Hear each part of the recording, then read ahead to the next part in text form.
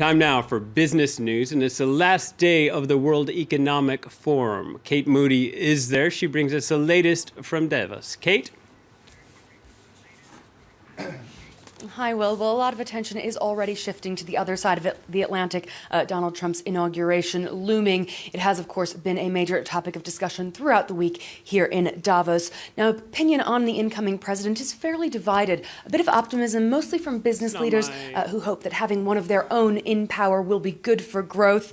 There is, though, a fair amount of skepticism from some other participants, mostly economists, who say that although he may give the economy a boost in the short term, in the longer term, his policies could prove very damaging.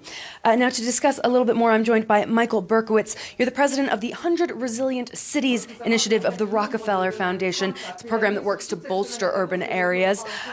Over the last year, we've seen a wave of populism, anti-establishment sentiment sweeping through the globe. The breakdown shows that cities were much less radicalized, if you will. Is this the beginning of a new trend, this really deep urban-rural divide? Well, I think we are seeing a split between the cities and the surrounding rural areas.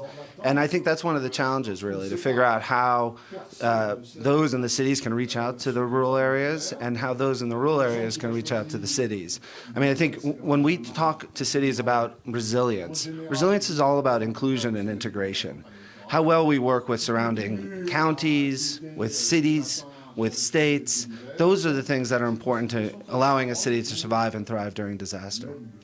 In the U.S., we've also seen about 36 sanctuary cities say that they're going to stand up to Donald Trump's plans to crack down on immigration.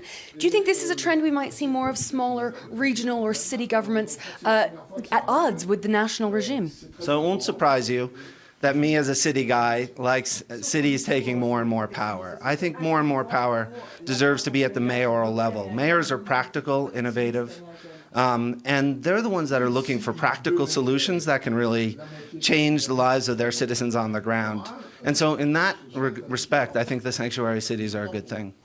When we look at issues that are facing the globe, like the refugee crisis, is that somewhere that you think that cities should be taking more of a role? I do, and I've been having several meetings here at Davos with the UN and the International Organization on Migration to talk about how cities can be more involved in the refugee crisis. Cities, many times are ground zero for the refugees.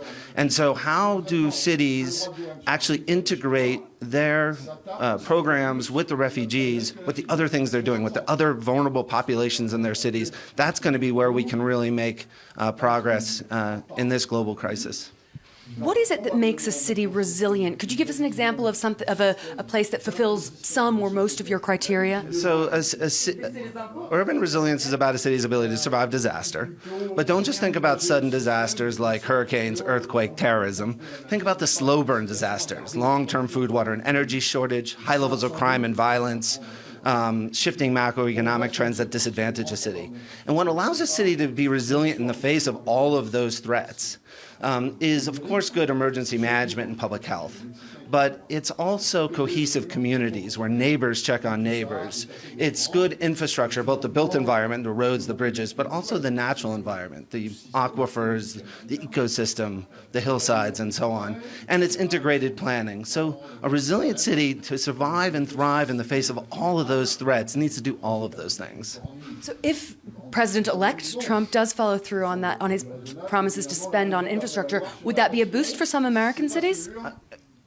Infrastructure is a double-edged sword because, on the one hand, good infrastructure can really open up a city and make it a wonderful, livable, sustainable, resilient place to live. But done poorly, we've seen lots of examples of poor infrastructure. Take the Boulevard Périphérique in Paris. It's a separation between Paris and its suburbs. And it's had the effect of isolating those suburban dwellers, those newest citizens and immigrants to Parisian society from the city at large. And that, I think, has made Paris less resilient. Michael Berkowitz, thank you so much for joining us here on France 24.